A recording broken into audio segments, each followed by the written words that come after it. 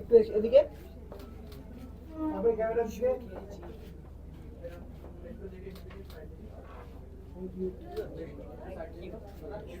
আসতে পারবে আর আমি তো হোপলেস হয়ে গেছিলাম।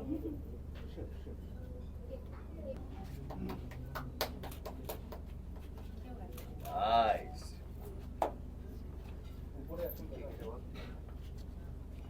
কেকটা নিয়ে কেক খাওয়া কেন খাবো? পুজোর আগে কাটিংটা এটাই দেখতে দেখতে পুজো এসে গেল এবং চারিদিকে পুজোর গন্ধ, পুজোর মেজাজ ছড়িয়ে পড়েছে। অবশ্যই আজকে আমরা এই মুহূর্তে বসে আছি ঠিক পুজোর 6-7 দিন আগে একটি অসাধারণ নামের একটি রেস্টুরেন্ট আমি বলবো, যেটা সেক্টর 5-এ দেবী চৌধুরানী।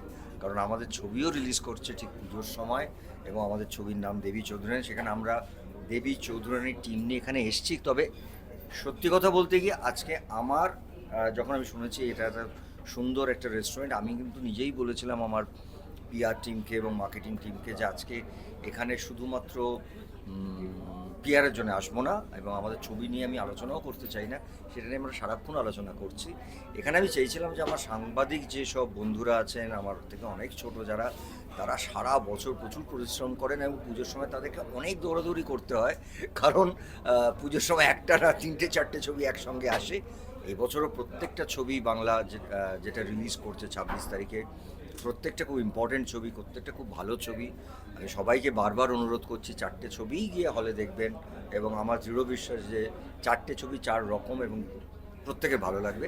কিন্তু আজকের এই অনুষ্ঠানটা, মানে অনুষ্ঠান বলতে আজকের এই দুপুরটা, it's for lunch with my media friends. কারণ আমার বারবার মনে হয় ওরা সত্যি সারা বছর এত পরিশ্রম করে, ওরা ক্যামেরা রেখে ওদের নিজেদের খাবার সময়টুকু পায় না, যে পুজোর আগে একটা পুজোর মেজাজ তো সবার দরকার। তো ওদের জন্য, ওদের সঙ্গে আজকে আমরা লাঞ্চ করলাম এবং আমি আন্তরিক শুভেচ্ছা জানাচ্ছি। খুব ইয়াং এরা, যারা এই দেবী চৌধুরী রেস্টুরেন্টটা বানিয়েছেন, তার একটা ঐতিহ্য আছে, খাবারের একটা ঐতিহ্য আছে, আর আমাদের সিনেমাটাও একটা সাহিত্য, আপনারা জানেন। তো আমি খুব খুশি হয়েছি যে আজকে আমার সাংবাদিক বন্ধুরা আমাদের সাথে এখানে বসে লাঞ্চ করেছে। দাদা, তুমি ইন্ডাস্ট্রির দাদা, সেখানে শোনা যায় যে তুমি টেকনিশিয়ানরা বা কোনো যখন শুটিং ফ্লোরে থাকো তাদেরও ইকুয়ালি এইভাবেই যত্ন নাও, যেরকম ভাবে আজকে আমাদের সবাইকে তুমি না, সেটা তোমরা জানো, সেটা নিয়ে আমার আলাদা করে বলার কিছু নেই। এটা আমার জীবন, ওটা আমার ফ্যামিলি, ওটা আমার, মানে তোমরাও তাই, মানে যারা সিনেমায় দীর্ঘদিন ধরে আমাদের সঙ্গে থাকো, আমাদের সঙ্গে মানে আমি আমার বাড়িতে অনেক অনুষ্ঠান করেছি, তোমরা জানো, তোমরা এসছো প্রতিবার। আমি হয়তো এই সময় বাড়িতেই করতাম, তবে হ্যাঁ বিজয়ের পরে তোমাদেরকে নিয়ে আমি সময় কাটাবো একটুখানি, যেটা আমি করে থাকি সবসময়।